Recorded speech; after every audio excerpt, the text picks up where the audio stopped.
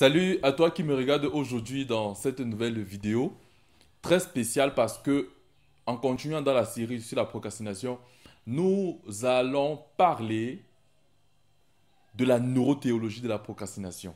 Alors si tu es intéressé, reste jusqu'à la fin parce que ce sera du lourd.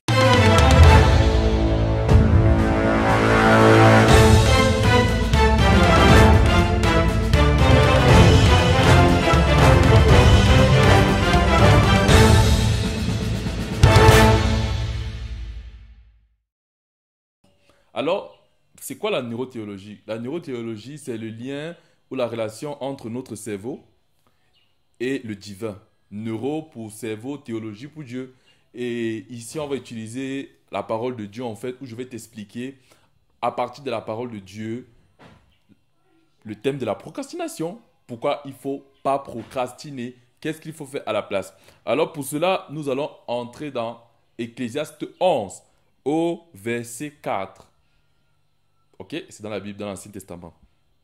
Bon, je vais lire. Celui qui observe le vent ne sèmera point, et celui qui regarde les nuages ne moissonnera point.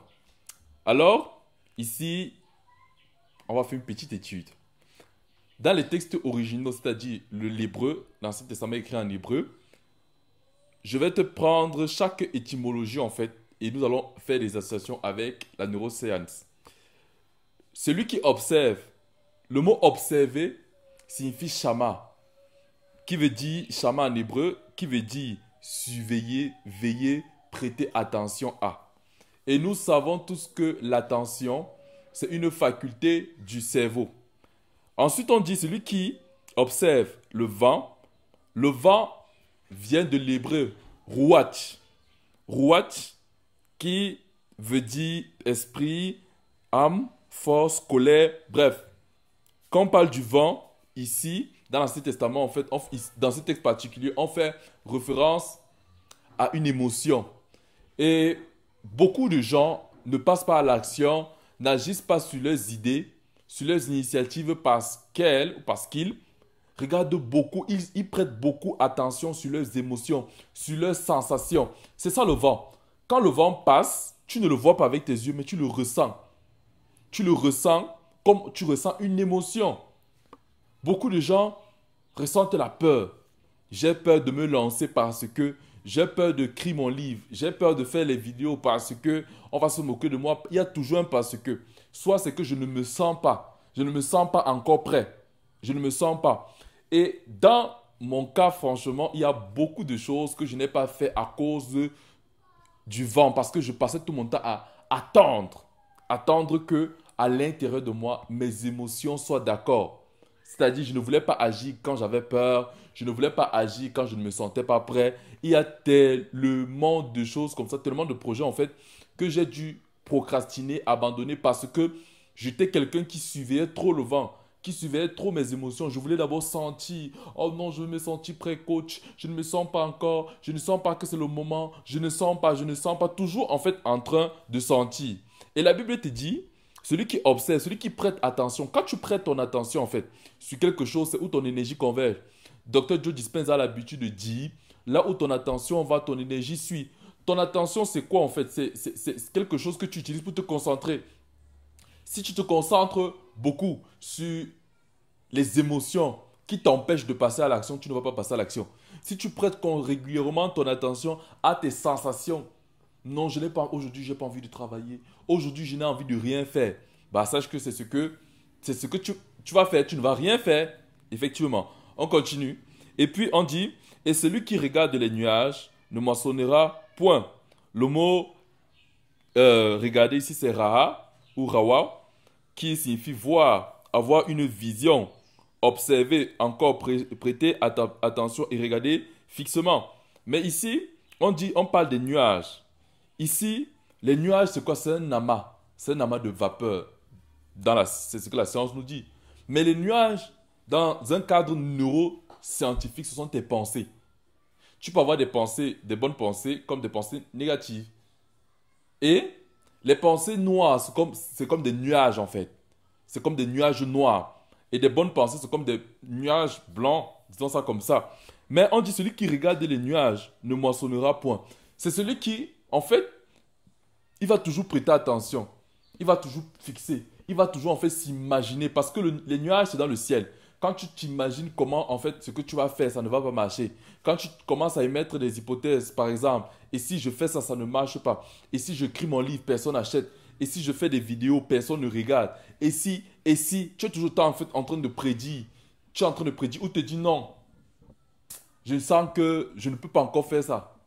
Je ne peux pas encore gagner telle somme d'argent. Je ne peux pas, je ne peux pas, je ne peux pas. En fait, tu mets en avant ce que tu vois. Mais ce que tu vois, où en fait? Ce que tu vois dans ton cerveau, ce que tu vois dans tes pensées, ce que tu vois dans ton imagination. D'autres imaginent des choses désastreuses par rapport à leur projet. Et ton cerveau ne fait pas la différence entre une imagination et un fait réel.